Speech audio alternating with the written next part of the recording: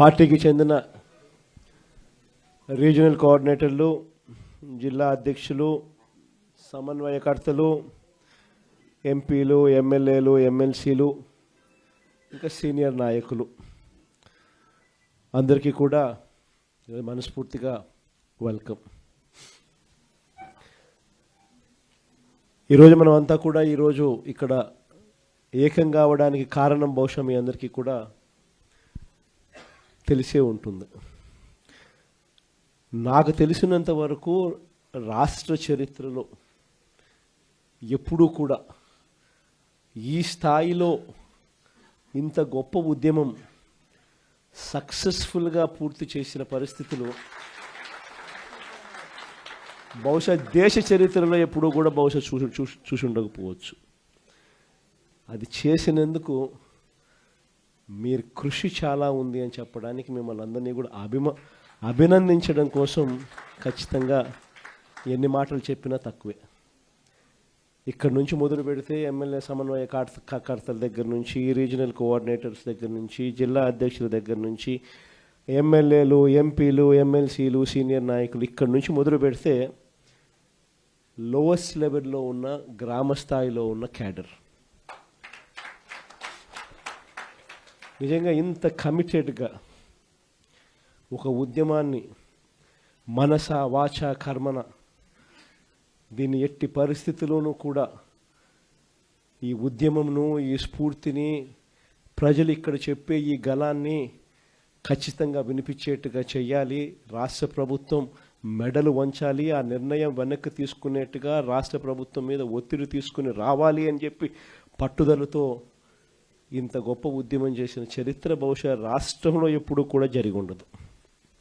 నిజంగానే అందరికీ కూడా ఇక్కడ నుంచి మొదలు పెడితే గ్రామ స్థాయిలో ఉన్న ప్రతి కార్యకర్త దగ్గర వరకు కూడా ప్రతి ఒక్కరికి కూడా మనస్ఫూర్తిగా కృతజ్ఞతలు, అభినందనలు రెండు కూడా తెలియజేస్తా ఉన్నాను.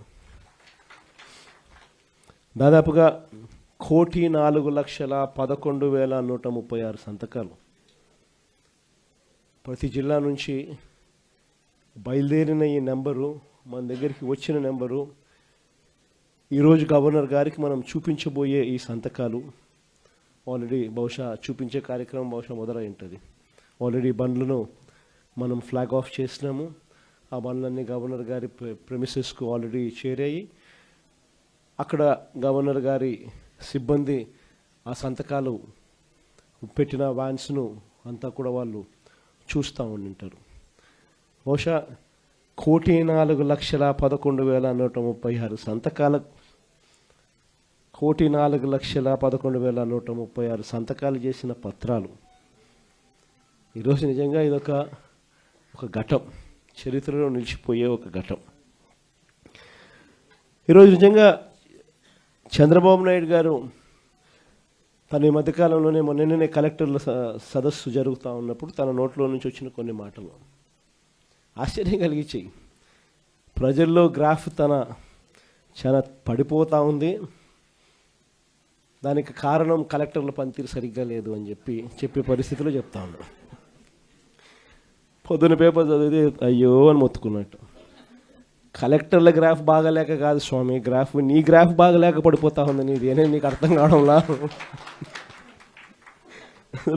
నీ హయాంలో నువ్వు వచ్చిన తర్వాత ప్రజలకు ఏదైనా మంచి జరిగిందా అని అంటే ఒకటే మంచి జరగల.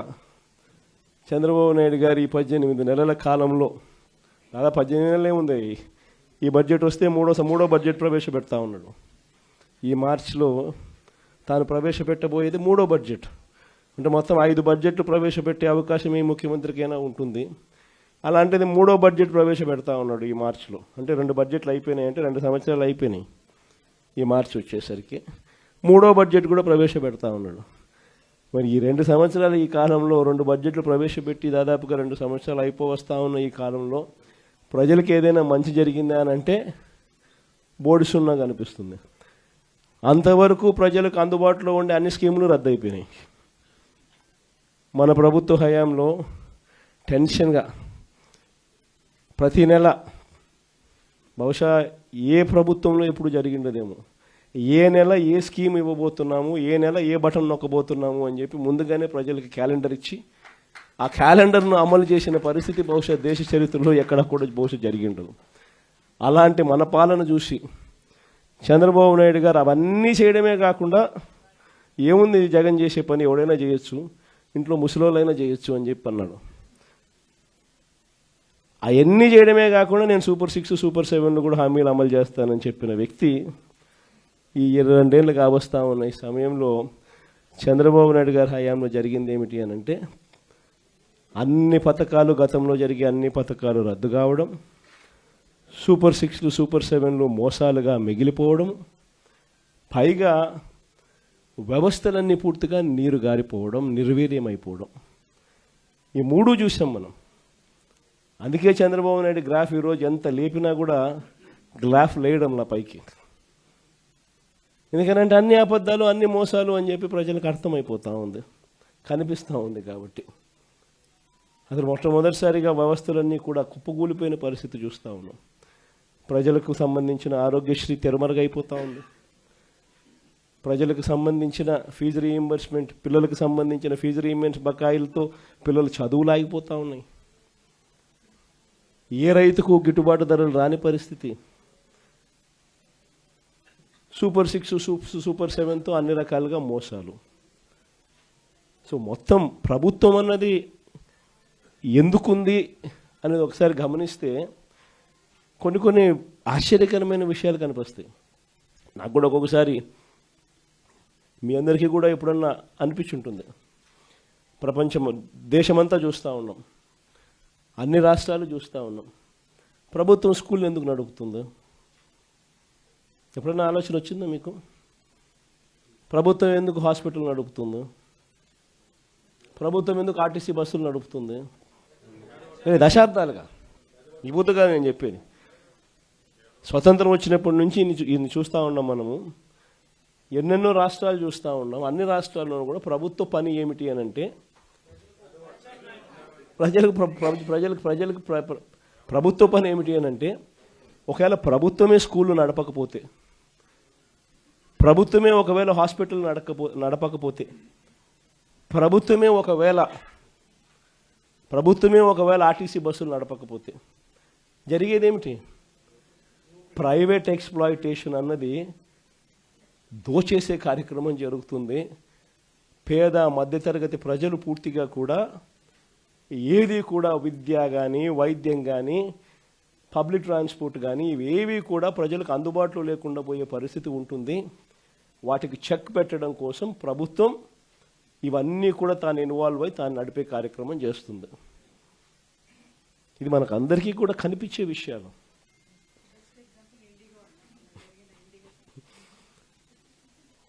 ఒకవైపున అన్ని వ్యవస్థలు, ఒకవైపున ఇక్కడ ఈరోజు చూస్తే అన్ని కుప్పకూలిపోయిన పరిస్థితులే. గవర్నమెంట్ స్కూల్ ఎందుకు నడుపుతా ఉన్నది అని చెప్పి అనుకునే ముఖ్యమంత్రి బహుశా చంద్రబాబు నాయుడు తప్ప ప్రపంచ చరిత్రలో ఎవడు ఉండడు. గవర్నమెంట్ హాస్పిటల్ ఎందుకు నడుపుతుంది అని చెప్పి అనుకునే మనిషి ఒక చంద్రబాబు నాయుడు తప్ప ప్రపంచ చరిత్రలో ఏది ఉండడు. మనం ఉన్నాం కాబట్టి ఆర్టీసీ కనీసం బతికింది. కార్మికులందరినీ గవర్నమెంట్లో విలీనం చేశాం కాబట్టి. మనం విలీనం చేయకపోయింటే చంద్రబాబు నాయుడు గారు కానీ వచ్చిందంటే ఆర్టీసీ కూడా ఈ పాటికి అమ్మేసి ఉంటాడు. మొన్నేదో ఆశ్చర్యకరంగా ఆయన నోట్లో నుంచి విన్న పోలీస్ శాఖను కూడా ప్రైవేటైజ్ చేసే కార్యక్రమం చేస్తానని నేను. అసలు ఏ స్థాయిలోకి వస్తున్నాడు అని అంటే లా అండ్ ఆర్డర్ అనేది గవర్నమెంట్ ఎందుకు నడుపుతుందంటే దానికి కొన్ని కారణాలు ఉన్నాయి. ప్రైవేట్ ఎక్స్‌ప్లాయిటేషన్ ఉండకూడదు అని. స్కూల్ ఎందుకు నడుపుతుంది గవర్నమెంట్ అంటే కొన్ని కారణాలు ఉన్నాయి. ప్రైవేట్ ఎక్స్‌ప్లాయిటేషన్ ఉండకూడదని. హాస్పిటల్ గవర్నమెంట్ ఎందుకు నడుపుతుందంటే కొన్ని కారణాలు ఉన్నాయి. ప్రైవేట్ ఎక్స్‌ప్లాయిటేషన్ ఉండకూడదు అని. బస్సులు ఎందుకు నడుపుతుందని అంటే దానికి కారణాలు ఉన్నాయి. దానికి కారణాలు ఏమిటి అని అంటే పబ్లిక్ ట్రాన్స్పోర్ట్ విషయంగా పేదలు ఎక్స్‌ప్లాయిట్ కాకూడదు అని చెప్పి. అలాంటిది ఈరోజు అన్ని రకాలుగా ఈ వ్యవస్థ ఒకసారి గమనిస్తే అన్ని వ్యవస్థలు తిరోగమనమే. మరి అన్ని రకాలుగా వ్యవస్థలు తిరోగమనం. ఇంతకుముందు అమలవుతా ఉన్న పథకాలన్నీ రద్దు. నువ్వు చేస్తానని చెప్పినటువన్నీ మోసాలు. మరి ఇన్ని ఘనకార్యాలు నువ్వు చేసినప్పుడు కలెక్టర్ల సదస్సులో నువ్వు కూర్చొని మీ పనితీరు బాగలేదు కాబట్టి ఆయన ప్రభుత్వం మీద చెడ్డ పేరు వస్తుందని చెప్పి నువ్వు చెప్పడం అంటే అసలు ఇంకా వాళ్ళంతా పోయి తలకాయ బండకేసుకుని కొట్టుకోవాలి. ఆ స్థాయిలో ఈ మనిషి బుర్ర పనిచేయడం లేదు, చంద్రబాబు నాయుడు గారి బుర్ర. నిజంగా ఈరోజు 1,04,11,136 సంతకాలు, ఒక హిస్టరీ. నిజంగా ప్రతి సంతకము కూడా ఎక్కడా కూడా పొరపాటు జరగకూడదని, ప్రతి సంతకము సిన్సియారిటీతో ఈ నిర్ణయం వ్యతిరేకిస్తూ అక్టోబర్ 7వ తారీఖున ఉద్యమానికి మనం కార్యాచరణ చేశాం. మీ అందరికీ గుర్తుండే ఉంటుంది. అక్టోబర్ 7వ తారీఖున మొట్టమొదటి బీజం పడింది. అక్టోబర్ 9వ తారీఖున నర్సీపట్నం మెడికల్ కాలేజీని నేను సందర్శించిన. అక్టోబర్ 7వ తారీఖున ప్రజలకు ఉద్యమం గురించి, కార్యాచరణ గురించి వివరిస్తూ అక్టోబర్ 9వ తారీఖున నర్సీపట్నం మెడికల్ కాలేజీని నేను సందర్శించిన. దాని తర్వాత అక్టోబర్ 10వ తారీఖు నుంచి డిసెంబర్ 10 దాకా ప్రతి గ్రామంలోనూ, ప్రతి పట్టణంలోనూ, వార్డుల్లోనూ రచ్చబండ కార్యక్రమాన్ని నిర్వహిస్తూ ప్రజలకు ఈ మెడికల్ కాలేజీల విషయంలో, ప్రైవేటీకరణ విషయంలో ప్రజలు నష్టపోతూ ఉన్నది ఏమిటి అని చెప్పి సువివరంగా ఎక్స్ప్లెయిన్ చేస్తూ, ప్రజలను ఈ సంతకాల సేకరణలో భాగస్వాములను చేస్తూ, ప్రజలు ఏ రకంగా చంద్రబాబు నాయుడు తీసుకుంటా ఉన్న ఈ నిర్ణయాల వల్ల నష్టపోతారు, ప్రజలు ఎలా నష్టపోతారు అని చెప్పి సువివరంగా ప్రజలకు ఎక్స్ప్లెయిన్ చేస్తూ జరిగిన కార్యక్రమం ఇది. నిజంగా ఒక ప్రైవేట్ మెడికల్ కాలేజ్ జిల్లా కేంద్రంలో ఒకటి, ఒక గవర్నమెంట్ మెడికల్ కాలేజ్ ఒక జిల్లా కేంద్రంలో వస్తే అక్కడ ఉట్టి మెడికల్ కాలేజీలో ఉన్న సీట్లే కాదు, ఆ సీట్ల వల్ల లోకల్గా మన పిల్లలు గవర్నమెంట్ డాక్టర్లుగా అక్కడే కనిపిస్తారు అనేది ఒక ఆస్పెక్ట్ అయితే, ప్రైవేట్ కన్నా తక్కువ ధరకే మన పిల్లలు చదివి బయటకు వచ్చే పరిస్థితి ఉంటుంది అన్నది ఒక ఆస్పెక్ట్ అయితే, అన్నిటికన్నా ఇంకా పెద్ద ఆస్పెక్ట్ ఏమిటి అని అంటే ఈ మెడికల్ కాలేజీల వల్ల, వీటితో పాటు వచ్చే టీచింగ్ హాస్పిటల్ వల్ల, ఆ ప్రతి మెడికల్ కాలేజీ వల్ల, ఆ టీచింగ్ హాస్పిటల్ వల్ల ఏకంగా మల్టీ స్పెషాలిటీ, సూపర్ స్పెషాలిటీ సేవలు ప్రజలకు ఉచితంగా హాస్పిటల్లో అందుబాటులోకి రావడం. అంటే మా కడప అయితే ఫర్ ఇన్స్టెన్స్ ఒక ఎగ్జాంపుల్, బహుశా ఏది తీసుకున్నా కూడా ఇదే మాదిరిగానే ఉంటుంది. ఒక జిల్లా కేంద్రంగా ఒక మెడికల్ కాలేజ్ తీసుకొచ్చినాం అంటే ఒక 70 కిలోమీటర్లు ఇటు అటుగా మొత్తం జిల్లాలోని అన్ని ప్రాంతాలు కూడా కనెక్ట్ అవుతాయి.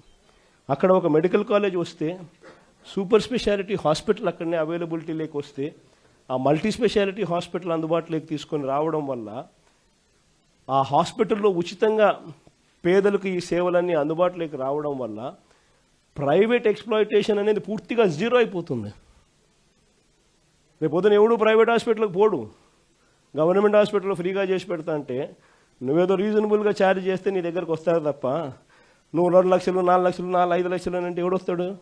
నీ దగ్గరికి పోవడం కన్నా గవర్నమెంట్ హాస్పిటల్లో, మా గవర్నమెంట్ టీచింగ్ హాస్పిటల్లో బ్రహ్మాండంగా ఉన్నారు అసిస్టెంట్ ప్రొఫెసర్లు అందరూ పోస్ట్ గ్రాడ్యుయేట్స్ చదివిన వాళ్ళు, అసిస్టెంట్ ప్రొఫెసర్స్ అందరూ post graduate students, lecturers, medical వృత్తిలో డిగ్రీలు పొందిన వాళ్ళు బ్రహ్మాండంగా ఫ్రీగా ట్రీట్ చేస్తా అంటే నీ దగ్గరికి ఎందుకు వస్తామయ్యా అని చెప్పి ప్రైవేట్ ఎక్స్ప్లాయిటేషన్కు పూర్తిగా చెక్ పడే కార్యక్రమం. ఈ వివరాలన్నీ కూడా సువివరంగా ఈ రచ్చబండ కార్యక్రమాలలో ఎక్స్ప్లెయిన్ చేస్తూ, ప్రజలను భాగస్వాములను చేస్తూ, వాళ్ళ సంతకాలు తీసుకుంటూ, ప్రతి ఒక్కరూ వచ్చి స్వయంగా ప్రతి పేపర్ మీద సంతకం పెట్టి వాళ్ళ టెలిఫోన్ నెంబర్ కూడా రాసి ఏమాత్రం భయపడకుండా ప్రతి ఒక్కరూ కూడా దాదాపుగా 1,04,11,136 మంది పత్రాలు, అందులో వాళ్ళ సంతకాలతో పాటు వాళ్ళ ఫోన్ నెంబర్లతో సహా ధైర్యంగా ఈ నిర్ణయాన్ని మేము వ్యతిరేకిస్తున్నాము, ప్రభుత్వం మెడలు వంచైనా సరే ఈ నిర్ణయం వెనక్కి తీసుకునేట్టుగా ప్రెజర్ తీసుకుని వచ్చేదానికోసం మేమంతా సన్నద్ధంగా ఉన్నామని చెప్పి ఏకంగా ధైర్యంగా ముందుకు వచ్చి సంతకాలు చేసినారు.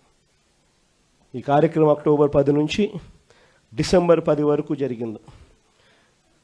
నవంబర్ 12వ తారీఖున నియోజకవర్గ కేంద్రాలలో ర్యాలీలు నిర్వహించినాం.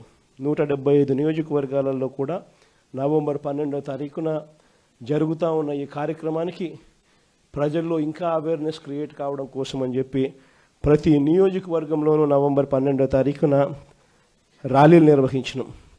మళ్ళీ ఈ నెల 10వ తారీఖున, డిసెంబర్ నెల 10వ తారీఖున మళ్ళీ 175 నియోజకవర్గాలలో ర్యాలీలు నిర్వహిస్తూ ఈ బండ్లను జిల్లా కేంద్రాలకు పంపించే కార్యక్రమానికి శ్రీకారం చుట్టాం.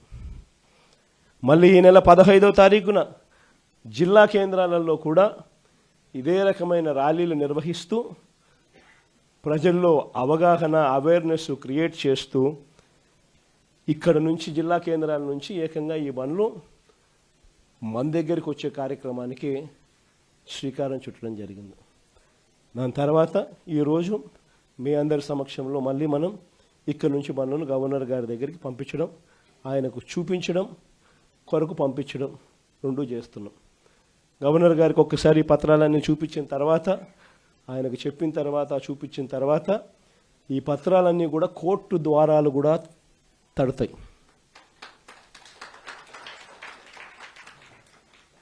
కోటి 4 లక్షల సంతకాలు చేసిన ఈ డాక్యుమెంట్స్ అన్నీ కూడా భద్రంగా కోర్టు ద్వారాలు కూడా తడతాయి. కోర్టులో కూడా పిటిషన్ వేస్తాం. 1,04,00,000 సంతకాలు రెడీగా ఉన్నాయి. మీరు ఎప్పుడు అడిగితే అప్పుడు అఫిడవిట్లు మీకు చూపించేదానికి బండ్లన్నీ రెడీగా వచ్చి మీకు చూపిస్తాయి అని చెప్పి కూడా కోర్టులో కూడా అఫిడవిట్ కూడా వేయడం కూడా జరుగుతుంది. ఇంతటితోనే చంద్రబాబు నాయుడు జ్ఞానోదయం వస్తుందని నేను అనుకోవడంలో, ఎందుకంటే కొంచెం చర్మం అందం కాబట్టి ఇంతటితో కూడా వస్తుందని నేను అనుకోవడంలో. ఎందుకంటే మామూలుగా మీకు గుర్తుండే ఉంటుంది, పూర్వం మనం ఎప్పుడో నేను చిన్నప్పుడు జనార్దన్ రెడ్డి గారు ప్రైవేట్ మెడికల్ కాలేజ్ ఇచ్చినారు అని చెప్పి ఏకంగా ముఖ్యమంత్రి పదవి నుంచి ఆయన రాజీనామా చేయాల్సి వచ్చింది. ప్రైవేట్ మెడికల్ కాలేజ్ ఇచ్చినారని రాజీనామా చేయాల్సి వచ్చింది. నాకు అప్పుడు నేను చాలా చిన్నపిల్లోని, అప్పుడే నేను అనుకుంటా ఉంటే ఒక ప్రైవేట్ ఒక కాలేజు, ఈరోజు ఈయనకు సిగ్గు లేదు, ఇంకొకటి లేదు, ఏకంగా లెఫ్ట్ రైట్ సెంటర్ గవర్నమెంట్ ఆస్తులను నేను ఇచ్చేస్తున్నాను అని చెప్పి స్కాములు చేయడానికి ఏమాత్రం వెనకడుగు వేయడంలా ఇచ్చేసే కార్యక్రమం చెనిక్కాయలకు బెల్లాలకు ఇచ్చేయడమే కాకుండా స్కాముల్లో ఇంకా అన్నిటికన్నా దారుణమైన స్కామ్ ఏమిటో తెలుసా? నువ్వు ప్రైవేట్ వాళ్ళకి కాలేజీలు ఇచ్చేసిన తర్వాత ఆ ప్రైవేట్ కాలేజీలు వాళ్ళు ప్రైవేట్ కాలేజీలు ఇది నడిపేటప్పుడు వాళ్ళ జీతాలు నువ్వు ఇస్తావంట. అది ఇంకా పెద్ద స్కామ్. నువ్వు ప్రైవేట్ వానికి ఇచ్చేసిన తర్వాత ఆ private college, private teaching hospital వాళ్ళు నడిపేటప్పుడు వాళ్ళ జీతాలు గవర్నమెంట్ ఇస్తుందంట. అంటే నెలకు ఒక్కొక్క కాలేజీలో కనీసం 5 కోట్ల జీతం మినిమం. అంటే నెలకు సంవత్సరానికి ఒక్కొక్క కాలేజీకి 60 కోట్లు, 2 ఏళ్ల పాటు కనీసం అంటే 120 కోట్లు ఒక్కొక్క కాలేజీకి ఎదురు వస్తుందన్నట.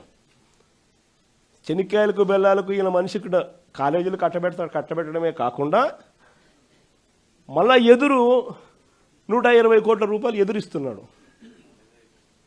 ఇది ఇంతకన్నా ఇంకా స్కామ్, ఇంతకన్నా దారుణమైన పరిస్థితి ఎక్కడైనా ఉంటుందని అడుగుతా ఉన్నా. ఇవన్నీ రేపొద్దున మనం ఇన్ని ప్రయత్నాలు చేసిన తర్వాత కూడా ఎక్కడన్నా కూడా చంద్రబాబు నాయుడు వినకుండా దీనికి ముందుకు తీసుకొని పోతే మాత్రం ఆ తర్వాత కాలేజీలు తీసుకున్నోడిని మాత్రం మనం అధికారంలోకి వచ్చిన వెంటనే 2 నెలలు తిరగక మునిపే అందరు జైళ్ళల్లో ఉంటారు. ఆ కాలేజీలు తీసుకున్న వాళ్ళు మాత్రం. స్కాములు అనేది మదర్ ఆఫ్ ఆల్ స్కామ్స్ కింద ఇది నిరూపితం అవుతుంది. అంతటి దారుణంగా ప్రజలకు నష్టం జరుగుతుందని కనిపిస్తూ ఉన్నా కూడా ప్రజలు దీనివల్ల ఉచితంగా వైద్యం పొందే అవకాశం పోతుందని తెలిసినా కూడా మన పిల్లలకు తక్కువ ధరకే, ప్రైవేట్ కన్నా చాలా తక్కువ ధరకే మన పిల్లలకు మెడికల్ కాలేజీలలో సీట్లు వచ్చి చదువులు అందుబాటులో ఉంటాయని తెలిసినా కూడా ఏమాత్రం ఖాతరు చేయకుండా చంద్రబాబు చేస్తూ ఉన్న ఈ తీరుకు చంద్రబాబు నాయుడుకు గట్టి గుణపాఠం మాత్రం ఖచ్చితంగా తగులుతుంది. మరి ముఖ్యంగా ఈ విషయాలన్నీ చెప్పడానికి మిమ్మల్ని అందరికీ మీ ద్వారా ప్రతి కార్యకర్తకు, ప్రతి గ్రామంలోనూ కూడా అభినందనలు కూడా తెలియజేయడం కోసం అని చెప్పి మిమ్మల్ని అందరినీ కూడా ఆహ్వానించడం జరిగింది. గవర్నర్ గారి దగ్గరికి పోయే కార్యక్రమం ఏదైతే ఉందో అందరినీ వాళ్ళు పర్మిషన్ అయితే ఇవ్వరు కాబట్టి ఇవ్వలేరు కాబట్టి 40 మందికి మాత్రమే వాళ్ళు పర్మిషన్ ఇచ్చినారు. సో 40 మంది జిల్లా అధ్యక్షులు, ఎమ్మెల్యేలు, ఎంపీలు వీళ్ళే వాటికి సరిపోతుంది. కానీ పోయే ముందు అందరం కూడా అంబేద్కర్ గారి విగ్రహానికి ఒకసారి ఆయన విగ్రహం దగ్గరికి పోయి ఆయన దగ్గరికి పోయి జరుగుతూ ఉన్న అన్యాయాన్ని అంబేద్కర్ గారి పాదాల చెంతనో అంబేద్కర్ గారి విగ్రహం దగ్గరనో వాళ్ళు ఎంత దూరం పంపిస్తారో నాకు తెలియదు. వాళ్ళు ఈ చంద్రబాబు నాయుడు అనే ప్రభుత్వం అనేది పూర్తిగా అన్యాయమైన ప్రభుత్వం కాబట్టి అంబేద్కర్ గారిని దర్శించుకుని ఆయనకు కూడా జరుగుతూ ఉన్న అన్యాయం కాపీనిగా ఆయన దగ్గర ఒకసారి పెట్టి అటు నుంచి అటే 40 మంది మీ గవర్నర్ గారి దగ్గరికి పోయే కార్యక్రమం చేస్తాం. సో అక్కడి నుంచి గవర్నర్ దగ్గరికి అనేది పక్కనే ఒక 300 మీటర్లు ఉంటుంది. సో అంబేద్కర్ గారి విగ్రహం దగ్గర వరకు అందరం పోదాము. అక్కడ అంబేద్కర్ గారి విగ్రహం దగ్గర మనం పెట్టే ఈ విన్నపాన్ని పెట్టే కార్యక్రమం ఏదైతే ఉందో అది కూడా అందరం కలిసి చేద్దాము. దాని తర్వాత ఒక 40 మంది ఎవరికైతే పర్మిషన్ అయితే ఉందో వాళ్ళు నేను మాత్రం అక్కడి నుంచి గవర్నర్ గారి దగ్గరికి పోయే కార్యక్రమం చేస్తాం. సో అటుకి ఆ కార్యక్రమం ఈ ఘట్టం ఇంతవరకు పూర్తవుతుంది. దీని తర్వాత కోర్టులో చేసే యుద్ధం స్టార్ట్ అవుతుంది. ఈ లోపల చంద్రబాబు నాయుడు ఇంకా మనసు మార్చుకోకుండా ఇంకా అడుగులు ముందుకు వేసే కార్యక్రమం చేస్తూ ఉంటే నియోజకవర్గ స్థాయిలోను జిల్లా స్థాయిలోను ప్రొటెస్ట్ కార్యక్రమాల్లో భాగంగా మళ్ళీ మనం ప్రజల మధ్యన నిల్చొని ఉద్యమాలు చేసే కార్యక్రమాలు కూడా కొనసాగుతుంది. సో as far as ఈ టాపిక్ ఇస్ కన్సర్న్.